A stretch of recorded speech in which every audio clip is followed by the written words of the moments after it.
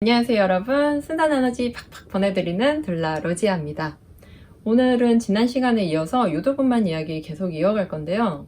유도분만 이럴 때 하는 게 맞나요? 라는 질문이 굉장히 많이 올라왔기 때문에 제가 유도분만 영상을 두 개로 나눴어요. 유도분만에 대한 절차라든지 걸리는 시간, 그리고 어떻게 하면 유도분만 잘 할 수 있는지에 대한 이야기는 제가 지난번에 올린 영상을 보시면 좋을 것 같고요. 오늘은 유도분만 이런 경우에는 꼭 하셔야 될 것 같습니다 라는 이야기 해볼게요. 제가 의사도 아니고 조산사 선생님도 아니고 의료적인 판단이나 이런 거는 하지 않아요. 하지만 이제 둘라로서 또 어떤 산모에게 조언을 주다 보면 산모들이 의사 선생님에게 어떤 얘기를 듣고 와서 저에게 물어보는 경우가 굉장히 많다 보니 제가 오늘 이 영상을 찍게 됐고요. 이건 개인적인 의견이니까 참고만 하시길 바랄게요. 유도분만을 이럴 때 하면 좋습니다. 이럴 때는 꼭 필요한 것 같습니다. 라는 경우는 몇 가지가 있는데요.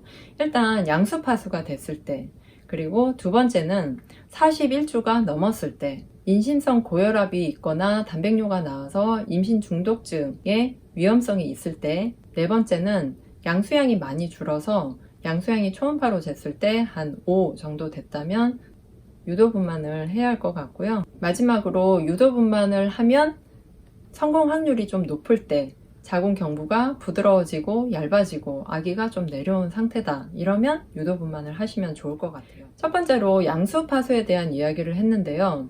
일단 양수파수가 되면 선생님 저 이제 어떻게 하면 돼요? 뭐 하면 돼요? 산모들이 저한테 연락이 와요. 그러면 일단 간단히 샤워를 하고, 그리고 뭘 좀 드시고, 그리고 아기 태동이 있는지 본 다음에 천천히 병원에 가세요 라고 말씀을 드리는데, 초산인 경우는 양수파수가 되면 되게 겁이 많이 나시니까 막 되게 흥분하시는 경우도 있고, 또는 지금 빨리 가야 되지 않느냐 이렇게 생각하시는 경우도 있는데, 경사는 아무래도 조금 더 여유가 있으시더라고요.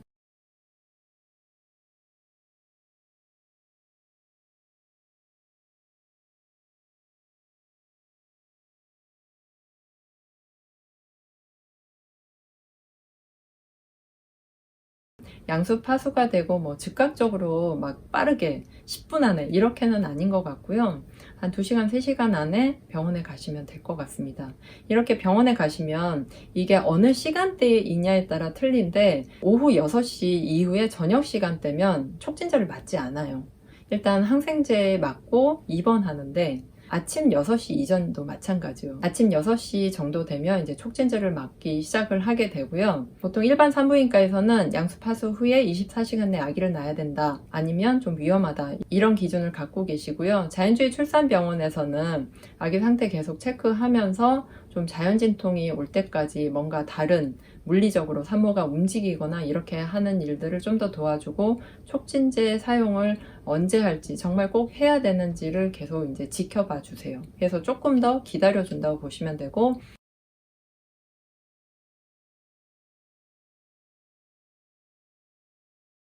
양수파수 후에는 병원에 가시면 일단 무조건 항생제를 맞으시고요. 그 다음에 촉진제를 맞으시게 되는 게 수순이에요. 촉진제를 맞으면 다른 케이스와 똑같이 자연진통이 없는 상태이기 때문에 처음부터 막 진행이 되거나 잘 열리진 않는데, 최근에 제가 관리했던 산모들의 예를 들어보면 촉진제를 맞으니까 양수파수가 돼서 그런지 촉진제 효과가 조금 더 좋았던 것 같아요. 그래서 양수파수 후에 병원에 갔을 때 촉진제를 맞고 유도분만에 성공하신 사례는 꽤 많이 있어요. 두 번째는 41주 이후에는 유도분만을 하시면 좋을 것 같은데요. 일단 자연주의 출산병원에서도 보통 자연진통을 최대한 기다려주긴 하지만 41주가 넘으면 유도분만을 하기도 해요. 왜냐면 41주 이후에 산모의 나이라든지 어떤 양수양이라든지 산모 컨디션, 그리고 전반적인 걸 다 봤을 때 유도분만이 필요할 때가 반드시 있거든요.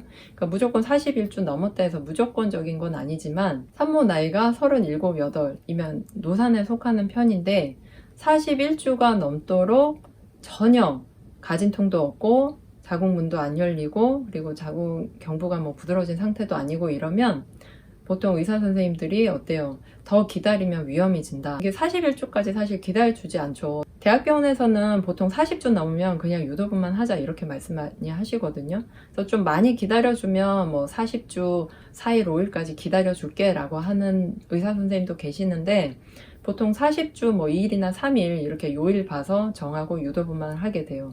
그런데 산모가 자연주의 출산을 선택을 했거나 아니면 자연주의 출산 전문 병원이거나 이런 경우에도 보통 한 41주 3일 정도까지 기다려 주시는 것 같아요. 물론 그 이전에 뭐 양수양이나 산모 컨디션이나 뭐 임신성 고혈압 전반적인 의료적인 문제가 없다고 가정했을 때요. 이달 초에 어느 산모가 저한테 연락을 하신 거예요. 41주 2일인데 의사 선생님이 다음 날인가 다다음 날 유도분만을 하자고 하는데 본인은 더 자연진통을 기다리고 싶으시대요. 근데 둘라로서도 굉장히 조언해드리기가 어려웠어요. 왜냐면 그분은 이미 2cm가 열려 있는 상태고 자궁 경부도 부드러졌고 이슬도 보셨기 때문에 사실 유도분만을 하면 성공 확률이 굉장히 컸었거든요. 그러면 그렇게 해서 빨리 낳는 게 산모와 아기한테 좀 더 안전하기는 한데 만약에 좀 더 기다렸을 때 실제로 자연진통이 잘 올지 안 올지는 산모도 모르고 저도 모르고 의사 선생님도 이제 모르시는 거죠. 의사 선생님 입장에서는 지금 유도를 하면 바로 유도가 잘 걸려서 나올 것 같은데 산모는 유도분만을 원하지 않으니 좀 난감하셨던 것 같아요. 그래서 결정을 해서 와라 라고 하셨는데 산모가 이제 저한테 연락을 한 거죠. 그래서 저도 그랬어요. 의사 선생님 말씀에 따르는 게 맞는 것 같다. 근데 그렇게 유도가 내키지 않으시면 뭐 가슴 마사지를 더 적극적으로 하고 부부관계도 좀 해보시고 좀 더 뭐 여러 가지를 해봐라 이렇게 말씀을 드렸는데요. 아이러니하게도 이분이 저랑 통화한 지 몇 시간 후에 자연진통이 잘 와서 그날 새벽에 출산을 하셨어요. 그래서 너무 고맙다고 제 덕분에 용기도 나고 좀 마음이 편안해져서 오히려 진통이 잘 온 것 같다고 말씀은 하셨지만 그렇게 태어날 아기였지 않을까 싶어요. 엄마는 유도분만을 원하지 않았기 때문에 이제 자연진통이 와서 내가 아기를 낳아야겠다. 어떤 이런 무의식적인 힘도 있었을 것 같은데요.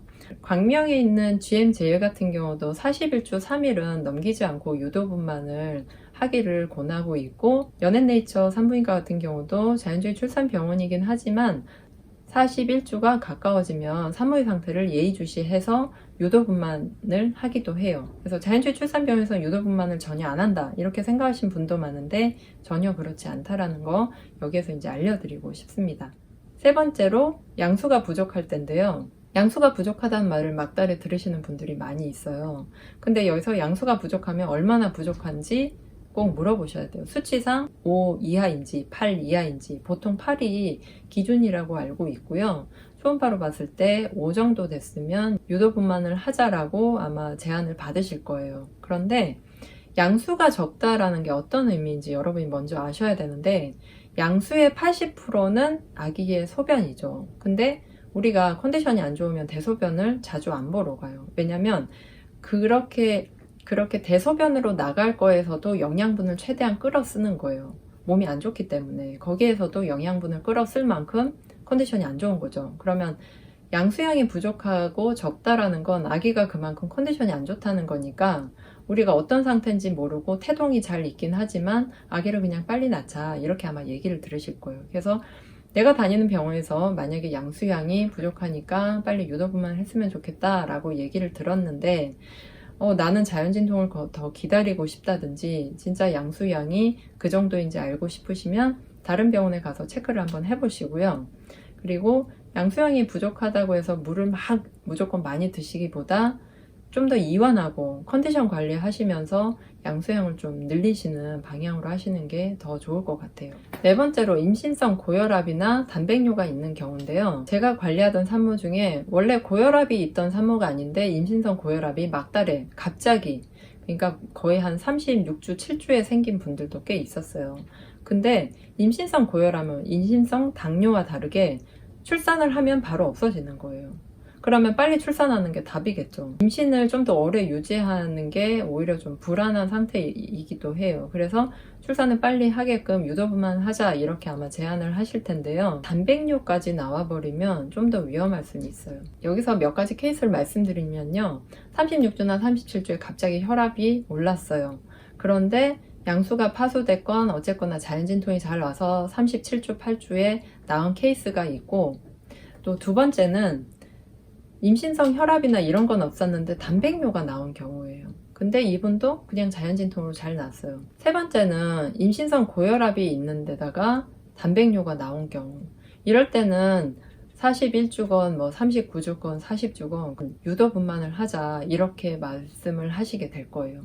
여기가 자연주의 출산병원이었음에도 불구하고 선생님이 너무 불안하니까 빨리 유도를 해서 아기를 낳는 게 좋겠다 이렇게 말씀을 하셨거든요. 산모가 좀 당황했던 거예요. 경산이었지만 자연진통 올 때까지 이제 기다릴 수 있을 줄 알았는데 혈압이 불안정한 것도 그런데다가 이제 단백뇨까지 나와서 어쩔 수 없이 유도분만을 했고 또 유도분만을 해서 다행히 진행이 잘 돼서 자연주의 출산에 성공을 하셨던 케이스예요. 지금까지 말씀드린 대로 조기 양수파수 그리고 양수량이 5 정도로 부족한 경우 그리고 41주 이후 또는 인신성 고혈압이나 단백뇨까지 나온 경우 이런 경우는 일단 기본적으로 유도분만을 거의 하시는 게 맞는 것 같고요. 마지막 5번째는요. 자궁경부가 부드러워져 있고 좀 열려 있고 아기가 내려왔고 만약 이런 상태라면 유도분만을 해서 첫날에도 성공할 확률이 좀 커요. 왜냐면 이런 상태에서는 자연진통이 와도 또 진행이 잘 될 수 있거든요. 그렇기 때문에 내가 경산이다. 남편이나 첫째 아이의 어떤 일정을 맞춰야 된다. 그래서 이게 유도분만 하는 케이스도 되게 많으세요. 그래서 첫째를 유도하셨던 분들은 둘째도 크게 부담 없이 유도분만도 하시더라고요. 그리고 보통 둘까지는 나으시니까 둘째 뭐 재앙절개 해도 어쩔 수 없다 이런 생각을 하시는 것도 있는 것 같고 또 경산의 경우는 초산보다는 또 유도분만 확률이 또 높다 보니 이렇게 많이 진행을 하시는 것 같습니다.